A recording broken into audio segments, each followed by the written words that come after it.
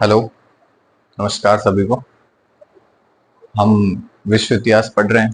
विश्व इतिहास में हमने शुरू किया था पुनर्जागरण। कल हमने इंट्रोडक्टरी क्लास रखी थी। इंट्रोडक्टरी क्लास में हमने ये डिस्कस किया था कि हम विश्व के इतिहास में क्या पढ़ते हैं। विश्व के इतिहास में हमने शुरू किया था यूरोप के इतिहास से, क्योंकि जो इतिहास जो है उसका जो सेंटर पॉइंट है आधुनिक विश्व का इतिहास है। इसका नाम बेसिकली तो आधुनिक भी लगाते हैं हम आगे, क्योंकि विश्व इतिहास तो बहुत बड़ा है। ठीक है, लेकिन वे कौन कौन सी घटनाएं हैं जिन्होंने हमारे विश्व के जो इतिहास है उसकी दिशा बदल के रखी, उन घटनाओं का अध्ययन ही क्या कहलाता है? आधुनिक विश्व का इतिहास। तो हमारा जो मेन उद्देश्य है ना पढ़ने का, वो है आधुनिक विश्व का इतिहास। ठीक है, आधुनिक विश्व का इतिहास में हमने यूरोप सेंटर का इतिहास पढ़ते हैं। यूरोप सेंटर का इतिहास इसलिए पढ़ते हैं क्योंकि काफी हद तक देखा जाए तो आधुनिक युग में जितना प्रभाव हमें देखने को मिलता है ना, वो यूरोप से कहीं ना कहीं प्रत्यक्ष अप्रत्यक्ष रूप से प्रभावित है। कैसे? हम इतिहास में पढ़ते हैं पुनर्जागरण। ठीक है, पुनर्जागरण में हम पढ़ेंगे, ये अपने 13वीं 14वीं शताब्दी का इवेंट है। 14वीं से 16वीं शताब्दी का इवेंट है। ठीक है, अब ये भी कहाँ पैदा हुई? यूरोप में। हम पढ़ेंगे धर्म सुधार। धर्म सुधार कहाँ पैदा हुआ? वहीं। ठीक है, ये पुनर्जागरण धर्म सुधार। हम पढ़ेंगे प्रबोधन युग। ठीक है, प्रबोधन युग कहाँ पैदा हुआ? वहीं पे पैदा हुआ। ठीक है, हम पढ़ेंगे प्रबोधन युग के बाद हम पढ़ेंगे इंडस्ट्रियल रेवोल्यूशन, जिसको अपन औद्योगिक क्रांति बोलते हैं। ठीक है, तो औद्योगिक क्रांति कहाँ पैदा हो रही है? वो भी वहीं पैदा हो रही है। ये औद्योगिक क्रांति बेसिकली इनकी ही देन है। ठीक है, एक्चुअली पुनर्जागरण से धर्म सुधार हुआ। धर्म सुधार और पुनर्जागरण दोनों का संयुक्त प्रक्रम हम देख सकते हैं, प्रबोधन युग को बोलते हैं। फिर प्रबोधन युग से औद्योगिक क्रांति आई। औद्योगिक क्रांति से हम देखेंगे यूरोप में बहुत सारे राष्ट्रीय देश बने, जिनको राष्ट्र राज्यों का उदय कहते हैं अपन। राष्ट्र राज्यों का उदय। तो यूरोप में राष्ट्र राज्यों का उदय हुआ, और इसी राष्ट्र राज्यों के उदय के फलीभूत फ्रांस जैसे बड़े शक्तिशाली राज्य में फ्रांसीसी क्रांति हुई। ये पहले नेशन स्टेट बने। नेशन स्टेट में क्या हुआ? पावर शिफ्ट हुई। पोप से ले पोप, यहाँ पे पोप शक्तिशाली था, तो पोप से पावर शिफ्ट होती है नेशन स्टेट्स में, और नेशन स्टेट से पावर शिफ्ट होगी डेमोक्रेसी में। फ्रांसीसी क्रांति एक्चुअली डेमोक्रेसी का ही एक बहुत बड़ा एग्जाम्पल है। हालांकि डेमोक्रेसी एस्टेब्लिश होने में अभी भी काफी टाइम लगेगा, लेकिन शुरुआत हम फ्रांसीसी क्रांति से मानते हैं। फिर होगी अमेरिकन क्रांति। हालांकि ये फ्रांसीसी क्रांति से पहले है, लेकिन अगर हम इतिहास के योजन के दृष्टिकोण से देखें ना, तो गुणोत्तर रूप में फ्रांसीसी क्रांति ज्यादा श्रेष्ठ नजर आती है कई मायनों में। ठीक है, तो अमेरिकी क्रांति, फुल डेमोक्रेसी एस्टेब्लिश हो गई। ठीक है, फिर इसके बाद इन सब क्रांतियों का, इन सब जो घटनाएं हैं उनका एक परिणाम होगा, उसको अपन बोलते हैं क्या? उसको हम बोलते हैं जिसको अपन बोलते हैं उपनिवेशवाद। उपनिवेशवाद, या अपन बोलते हैं इसको साम्राज्यवाद। ठीक है, तो साम्राज्यवाद और उपनिवेशवाद के रूप में हम इनका प्रभाव स्पष्ट रूप से पूरी दुनिया पर नजर आएगा। तो हम कहते हैं ना कि हम यूरोपियन इतिहास ही क्यों पढ़ते हैं? क्योंकि जब घटनाएं यूरोप में हो रही है, तो अब यूरोप का इतिहास नहीं पढ़े तो किसका इतिहास पढ़े? ठीक है, तो ये सारी घटनाएं जो यूरोप में घटित हुई इस टाइम फ्रेम में, आधुनिक विश्व के इतिहास में, उसको हम इस कॉन्टेक्स्ट में पढ़ के पूरे विश्व तक धरातल पे उतारते हैं। जैसे उपनिवेशवाद हो गया, साम्राज्यवाद हो गया, ये पूरी दुनिया में घटित हुई है इवेंट्स। तो ठीक है, हम इस तरीके से हम पूरे विश्व का इतिहास पढ़ेंगे, और यही हमारा फॉर्मेट रहने वाला है भविष्य के दृष्टिकोण से। तो हम इस तरीके से इतिहास पढ़ते हैं। तो अब पुनर्जागरण से चालू करते हैं अपन। ठीक है, तो पुनर्जागरण में क्या हुआ? देखो, पुनर्जागरण को अगर अपन समझने के दृष्टिकोण से देखें ना, तो पुनर्जागरण का मतलब क्या होता है? तो ये यूरोप में होने वाली ऐसी पहली घटना थी जिसने, जो एक क्रांतिकारी घटना थी, जिसने आधुनिक युग और मध्यकालीन युग को, दोनों में एक ऐसा विभाजन क्रिएट किया। और इसी की वजह से हम कहते हैं कि जो पुनर्जागरण था वो आधुनिक युग का की शुरुआत इस घटना से मानी जाती है। पुनर्जागरण, पुनर्जागरण इसी को अपन बोलते हैं रेनासा। ठीक है, ये जो है अपन पुनर्जागरण पढ़ने वाले हैं। ठीक है, पुनर्जागरण को पढ़ने के लिए हम क्या करेंगे, इसको काफी ठीक ठाक टुकड़ों में तोड़ लेते हैं ताकि हमारे को समझने की दृष्टि से आसानी रहे। तो क्या है ये पुनर्जागरण, क्या है, ठीक है, क्यों हुआ, क्या क्या इसके लक्षण हैं, ये अपन देखेंगे इसमें। ठीक है, प्लस हम देखेंगे कि ये हुआ कहाँ हुआ था। ये सर्वप्रथम स्टार्ट हुआ इटली में, तो इटली से ही क्यों, इटली से ही क्यों प्रारंभ हुआ, कहीं और से भी हो सकता था। तो ये भी अपन एक प्रश्न रहता है। और इसके अलावा इसका इम्पैक्ट क्या हुआ, इसका प्रभाव क्या पड़ा। ठीक है, कुछ शॉर्ट टर्म जो है, कुछ तो अपने को अल्पकालिक प्रभाव दिखेंगे और कुछ दीर्घकालिक प्रभाव दिखेंगे। ठीक है, तो इसको बोलेंगे अपन अल्पकालिक, अल्पकालिक। ठीक है, तो इस तरीके से अपन देखेंगे कि पुनर्जागरण में क्या क्या हुआ, क्या क्या घटनाएं हुई, कैसे कैसे ये मतलब स्टार्ट हुआ यूरोप में। तो मैंने आपको कल जब वैश्विक मानचित्र में भी आपको मैंने इंट्रोडक्टरी क्लास में भी बताया था कि क्या है, ये पूरी दुनिया है। ठीक है, अगर अपन इसको पूरी दुनिया को इस कॉन्टेक्स्ट में दें तो पूरी दुनिया में ये अफ्रीका है अपना, ये यूरोप है, ये एशिया पूरा है, यूरेशिया जिसको अपन बोलते हैं, यहाँ पे अपन थोड़ा सा इंडिया अपने ये प्यारा भारत, और ये जापान हो गया, ये ऑस्ट्रेलिया हो गया, और ये न्यूजीलैंड हो गया यहाँ पे। ठीक है, यही पूरी दुनिया ऐसी ही होती है। ओके, अब देखो, आप जब देखोगे ना दुनिया में तो ये यूरोप यहाँ पड़ता है। ठीक है, अगर हमारे पास डिजिटल बोर्ड होता ना तो हम इसको थोड़ा और अच्छे से बताते आपको, एक एक लोकेशन मैप वगैरह डाल के। और हमेशा मैं एक चीज का, जो भी मेरे स्टूडेंट्स हैं जो मेरे से नए नए विश्व इतिहास पढ़ रहे हैं, उनको ये सबक जरूर दूंगा कि आप जियोग्राफिकल मैप के हिसाब से कनेक्ट करना सीखना। मैं कोशिश करूंगा यहाँ पे जो भी मैं लोकेशंस वगैरह आइडेंटिफाई करवा सकता हूँ आप लोगों को, वो सारी लोकेशंस में यहाँ डालने की कोशिश करूंगा। लेकिन कुछ मेरे से छूट जाती है चीजें तो भी आप अपनी तरफ से ही ये एक भरसक प्रयास कर सकते हैं, क्योंकि सेल्फ ग्रोथ बहुत बड़ी चीज होती है। ठीक है, तो आप ये कर सकते हैं। तो ये यूरोप है, यहाँ पे है कस्तुनतुनिया, एक जगह पड़ती है कस्तुनतुनिया। तो कस्तुनतुनिया एक बहुत बढ़िया शहर है। ये था जंक्शन पॉइंट। जंक्शन पॉइंट किन किन के बीच में, इधर से यूरोपियन सभ्यता है, इधर से पश्चिम ये पूर्वी सभ्यता है। पूर्वी सभ्यता में क्या है, इस्लाम।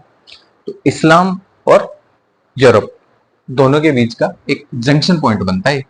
और हमने कल देखा था कि लगभग 1348 से लेकर 1353 तक, 53 ही मानो आप, ठीक है, ये टाइम के आसपास जो है यहाँ पे सेल्जुक तुर्कों का अटैक होता है और सेल्जुक तुर्क कस्तुनतुनिया जीतने में अंततः सफल होते हैं। इससे पहले अपन देखते हैं एक इवेंट ये हुआ था कि वहां पे लगभग 1050 के आसपास से लेके 1200 1250 तक अपने धर्म युद्ध चलेंगे वहां पे बहुत, और 200-300 साल तक नरसंहार होगा। ठीक है, यूरोप से कई जो है बहुत पीढ़ियों की पीढ़ियां बर्बाद हो जाएगी धर्म युद्धों में। ऐसा ही यहाँ पे भी होगा, पूर्वी क्षेत्र में भी बहुत सारे लोग युद्धों में भागे। लेकिन जो पूर्वी क्षेत्र में जो लोग होंगे ना, वो बेसिकली लड़ाका लोग होंगे ज्यादातर। जो सेल्जुक तुर्क थे वो, उनके पास एक तो टेक्नोलॉजिकली काफी एडवांस थे, प्लस उनके पास ऐसी चीजें थी कि वहां पे सैनिकों की कोई कमी नहीं पड़ रही थी। यहाँ पे यूरोप का पूरा यूरोप साफ हो गया था, और यूरोप को जो है इन लोगों ने धर्म पूरा जो पोप ने था सेंट्रलाइज तरीके से, जैसे कहते हैं ना, छोटे छोटे बच्चों को, बहुत सारे बड़े बड़े लोगों को, छोटे छोटे बच्चों को, बूढ़ों को, महिलाओं को, सबको युद्ध में भेजा, धर्म युद्ध में, और कटवा दिया। लगभग काफी जनसंख्या वॉश हो गई पूरे धर्म युद्धों में।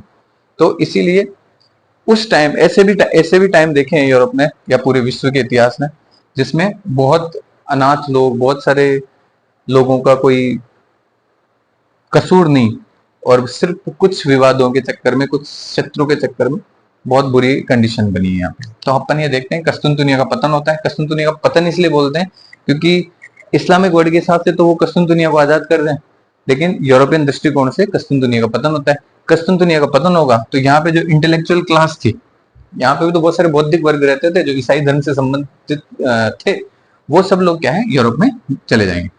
तो कस्तुनतुनिया के पतन से यूरोप में पुनर्जागरण चालू होता है। ऐसे क्वेश्चन आईएएस में पूछा भी जाता है, मेंस में बहुत बार ऐसे क्वेश्चन पूछते हैं कि कस्तुनतुनिया के पतन से यूरोपियन जो देश है वहां पे पुनर्जागरण की स्थापना होती है, पुनर्जागरण काल शुरू होता है।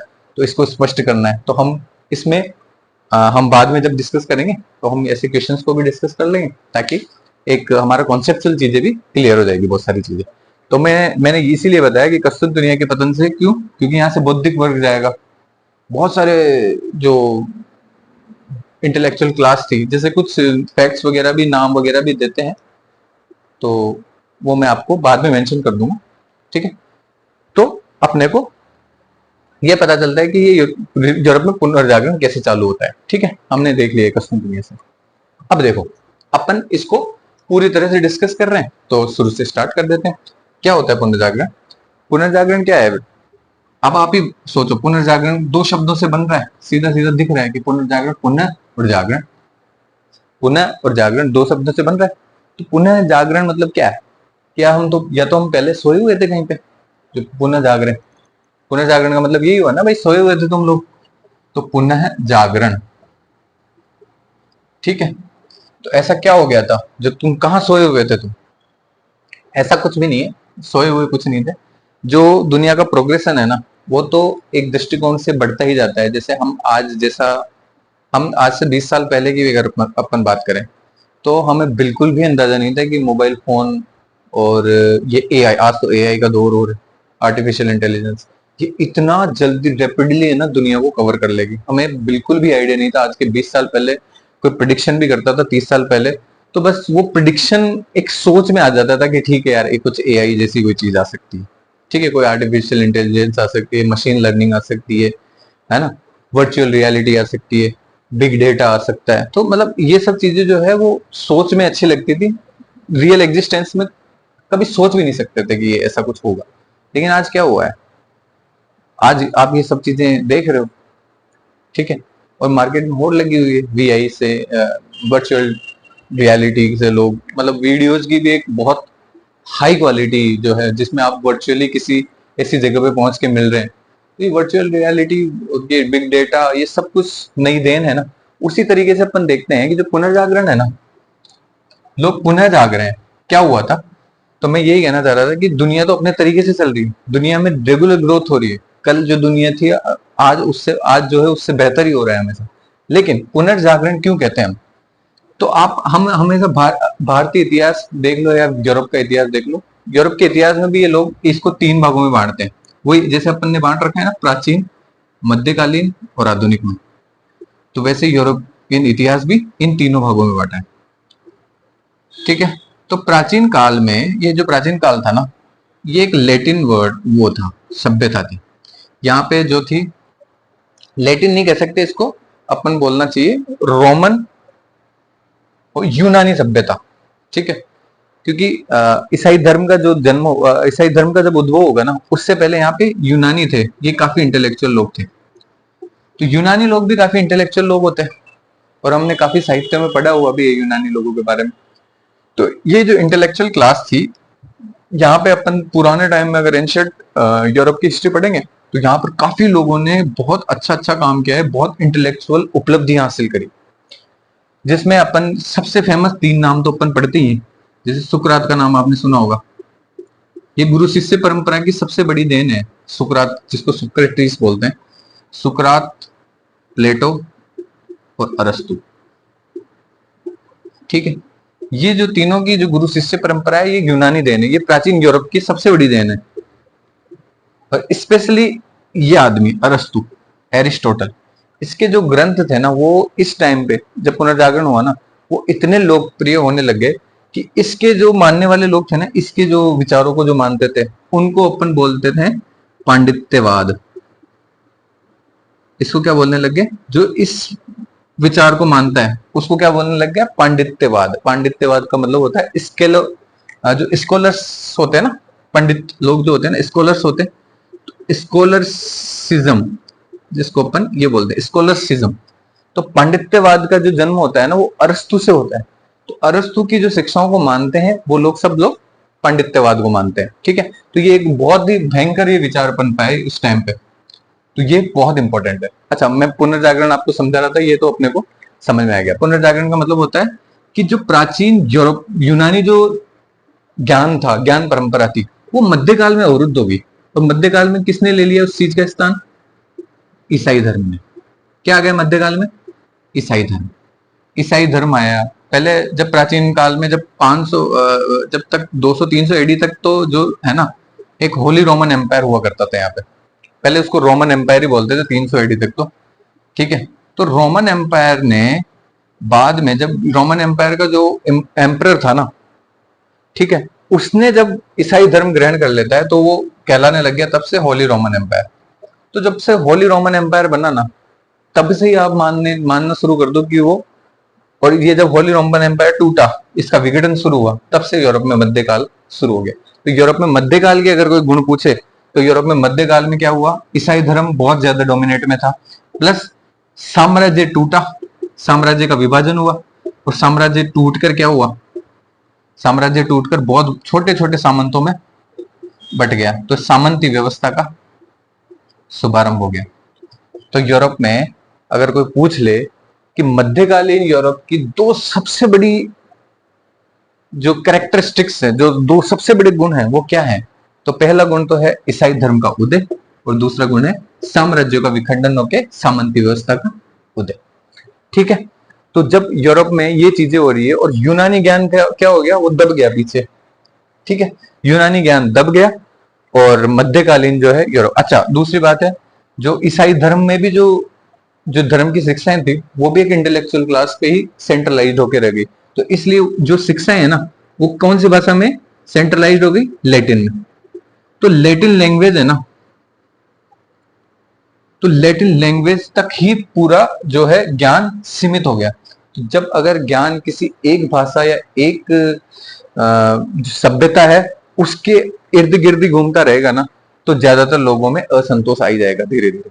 तो जब लोगों में असंतोष आता है, और जब ऐसी क्रांतिकारी घटनाएं सामने आती है, पुनर्जागरण होती है, जब ऐसे लोग जो पांडित्य अरस्तु की शिक्षाओं को मानते थे, जो लैटिन पुराने यूनानी ग्रंथों का अध्ययन पूरा उन्होंने कर रखा था, तो वैसे लोग अगर यूरोप में आ जाएंगे कस्तुनतुनिया के पतन के बाद, जब यूरोप में ऐसे लोग आ जाएंगे जो अरस्तु की शिक्षाओं को मानते थे, यूनानी शिक्षाओं को मानते थे, तो क्या हो जाएगा यूनान में, यूरोप में? यूरोप में वापस क्या आ गया? एक वापस जागरण शुरू हो गया। जब यूरोप में वापस जागरण शुरू होगा, जब पुरानी शिक्षाएं परंपराएं वापस नए सिरे से पढ़ाई जाएगी, जब सारी चीजें होगी, तो फिर क्या होगा? यूरोप में पुनर्जागरण आ जाएगा। तो पुनर्जागरण का मतलब होता है रेनासा। इसको अपन ये रेनासा भी बोलते हैं ना, रेनासेंस, स्पेलिंग ऐसे लिखी जाती है, लेकिन ये होता, इसका प्रोनाउंसिएशन रेनासा है, क्योंकि ये क्या है? फ्रेंच वर्ड है। देखो क्वेश्चन ये भी आता है कि रेनासा जो शब्द है उसकी व्युत्पत्ति समझाइए, तो व्युत्पत्ति इसकी हुई है फ्रेंच शब्दावली से। तो ये फ्रेंच वर्ड, इसका मतलब भी होता है दोबारा जागना। मतलब एक बार हम सोए हुए थे, कब सोए हुए थे? प्राचीन यूरोप में सो गए थे, मध्यकाल में, मध्यकाल में सो गए थे। तो प्राचीन जो शिक्षाएं हैं उनसे हमारा सामना ही नहीं हुआ था, उनसे हम पीछे हो गए थे, तो इस वजह से हम प्राचीन काल, मध्यकाल में सोए हुए थे। तो जब मध्यकाल में सो गए और वापस आपको प्राचीन शिक्षाएं देके जगा दिया जाएगा, तो क्या आ जाएगा? नया आधुनिक युग शुरू हो जाएगा। और आधुनिक युग में कौन सी घटना शुरू हो जाएगी? पुनर्जागरण। तो अब आपको समझ में आ गया पुनर्जागरण क्या है ना? कैसे जागे हम पुनः? तो कैसे जागे आप बता दो कि प्राचीन जो हमारी यूनानी परंपराएं थी, अरस्तु की परंपराएं थी, पांडित्यवाद था, वो वैसारी, वैसारी एक बहुत बड़ा जो है, मैंने बताया था आपको, कस्तुनतुनिया से बहुत सारे लोग आए थे। तो वैसारी, कार्डिनल वैसारी करके एक व्यक्ति था, जो बहुत सारी पांडुलिपियां लेके, 2000-2500 पांडुलिपियां लेके वो अपने यहाँ पे आ गया था यूरोप में, इटली में स्पेशली। तो फिर अपन यहाँ पे डिस्कस करेंगे इटली से ही क्यों हुआ। हम इन चारों पक्षों पे को देखते हुए आगे बढ़ेंगे अपन, ठीक है। व्हाट इज, आज अभी हमने समझा क्या है, क्यों हुआ था, इसके लक्षण देखेंगे, फिर इटली से क्यों हुआ, फिर इसका प्रभाव देखेंगे, ठीक है। है ना। तो हमने क्या देखा कि वो जो वैसारी आया, वैसारी बहुत सारी पांडुलिपियां लेके आया, तो उन पांडुलिपियों में कौन सा ज्ञान भरा हुआ था, ये यूनानी ज्ञान, ये अरस्तु का ज्ञान। तो जब वो अरस्तु को ज्ञान को यहाँ पे लेके आया यूरोप में, तो लोगों को वो तो पता चला यार कि अरस्तु तो यार वास्तव में बड़ी चीज है। ठीक है, फिर जो मध्यकालीन परंपराएं, जो धर्म आधारित परंपराएं थी, यूनानी जो ज्ञान था ना, वो बहुत ज्यादा सेकुलर ज्ञान था। बहुत ज्यादा सेकुलर ज्ञान का मतलब है उसमें धर्म को इतनी इंपॉर्टेंस नहीं दी गई, भौतिकवाद को बहुत ज्यादा इंपॉर्टेंस दी गई। ठीक है, अब यूरोप में क्या हुआ देखो, एक और घटना हो रही है साथ में। यूरोप में क्या है, लोगों के पास पैसा आ रहा है यार इस टाइम। यूरोप में एक मध्यवर्गीय जो बुद्धिजीवी वर्ग है ना, उसका उदय हो रहा है। ठीक है, तो मध्य वर्गीय बुद्धिजीवी जब पैदा होते हैं ना कहीं पे, जिनके पास थोड़ा बहुत पैसा होता है, तो वो क्या है, ऐसी ऐसी चीजें करते हैं जो सामान्यतः जो ऊपरी लोग, बैठे हुए लोग रहते हैं ना, उनको पचता नहीं। तो इसलिए जब यूरोप में मध्य वर्गीय बुद्धिजीवियों को ये चीजें पसंद आने लग गई, वो ऐसे क्लब्स बनाने लग गए जहां पे वो ऐसे डिस्कशन करते हैं जिसमें अरस्तु को वो बहुत ज्यादा प्रमोट करते और धार्मिक शिक्षाओं को, ईसाई धर्म को वो डिग्रेड करके दिखाते। जब अगर ऐसी कुछ हो, ऐसा कुछ भी, ऐसी कुछ घटनाएं होती है, तो क्या होता है बेटा, तो एक चीज आती है, लोगों में जागृति फैलना शुरू हो जाती है। और अगर ये मध्य वर्गीय बुद्धिजीवी वर्ग निरंतर बढ़ता रहे, ये क्या है, ट्रेडिंग करने वाला वर्ग है। ठीक है, ये जा रहा है बाहर के देशों में, कहाँ जा रहा है, ये आ रहा है पूर्वी देशों में, भारत में आ रहा है ट्रेड करने, चाहे अरब में जा रहा है, तो अरब में भी काफी ज्ञान, भारत में ज्ञान, ज्ञान ही ज्ञान। तो जब ऐसे लोगों से इनका इंटरेक्शन हुआ, मध्य वर्गीय जो बुद्धिजीवी है उनका इंटरेक्शन हुआ, तो इनको फिर लगने लगा कि यार ये तो अपने को ईसाई धर्म की जो गोली दी जा रही है वो काफी नहीं है, ज्ञान इससे भी बहुत बड़ी चीज है, इससे भी आगे की चीज है। ठीक है, तो इस वजह से क्या हुआ, बहुत सारे जो लोग थे उनका ईसाई धर्म से विश्वास हटता जाएगा, बहुत सारे लोग थे उनका साम्राज्य से, सामंती व्यवस्थाओं से विश्वास हटता जाएगा, बहुत सारे लोग थे जिनको लैटिन लैंग्वेज से प्रॉब्लम होने लगेगी, और लैटिन लैंग्वेज की जगह पे खुद की स्वदेशी भाषाओं पर वो लोग जोर देने लगेंगे। ठीक है, तो इनकी वजह से जो है अलग अलग घटनाएं होगी यूरोप में। जब ईसाई धर्म पे विश्वास लोगों का कम होगा, तो अपन आगे अगला इवेंट पढ़ेंगे, धर्म सुधार। तो ईसाई धर्म में विश्वास कम हुआ तो धर्म सुधार पैदा हो जाएगा। ठीक है, सामंती व्यवस्थाएं खंडित होने लगेगी, तो मैंने कहा था नेशन स्टेट बिल्डिंग शुरू हो जाएगी, राष्ट्र राज्य को उदय हो जाएगा। जब लैटिन लैंग्वेज को लोग बाग तवज्जो देना बंद करके स्वदेशी लैंग्वेज में उतर आएंगे, तो बहुत सारी स्वदेशी लैंग्वेज पैदा होगी। अलग अलग राष्ट्र राज्यों के आधार पर लैंग्वेज भी बढ़ जाएगी, जैसे फ्रेंच, फ्रेंच अलग ही पूरा नेशन स्टेट भी है फ्रेंच, और लैंग्वेज भी है, स्पेनिश हो गया, इंग्लिश हो गया। ठीक है, अलग अलग सारी लैंग्वेज आपके उस टाइम पे आने लगेगी। तो आपको ये चीज समझ में आएगी क्या है पुनर्जागरण, तो पुनर्जागरण को आप समझा देना पूरे विस्तार से। ठीक है, ये घटनाएं हुई, और पुनर्जागरण का मतलब है आधुनिक युग में प्राचीन शिक्षाओं के द्वारा हम जाग गए। ठीक है, इतना सा पुनर्जागरण है। अब मैं आपको समझाता हूं क्यों हुआ, इसके लक्षण क्या क्या थे, क्या क्या इसमें फैक्टर्स थे। ठीक है, और अपन इसको समझेंगे। ठीक है, रहना सा फ्रेंच वर्ड मैंने समझा ही दिया आपको। और अच्छा, एक चीज और समझते हैं अपन, ये रहना सा फ्रेंच वर्ड है। अब इसमें फ्रेंच वर्ड में अपन देखते हैं अगर, तो एक चीज अपने को दिखती है, क्योंकि कुछ फैक्चुअल चीजें हैं जो पूछी जाती है बार बार एग्जाम में। तो जैसे कुछ विद्वान थे वो लिख लो कि रेनासा शब्द का जो सबसे पहले प्रयोग किया था ना, वो एक वेसारी नाम का एक इंटेलेक्चुअल आदमी था। ठीक है, ठीक है, वेसारी ने क्या किया था, वेसारी ने स्थापत्य के क्षेत्र में, ठीक है, स्थापत्य जिसको अपन आर्किटेक्चर बोलते हैं ना, या कला, आर्ट, तो कोई पूछ ले कि वेसारी ने सबसे पहले जो है रेनासा शब्द का प्रयोग किया, वो किस रूप में किया, तो स्थापत्य के रूप में या कला के रूप में। ठीक है, आपको यही बताना है। ठीक, और दूसरी चीज, एक बंदा था दिद्रो।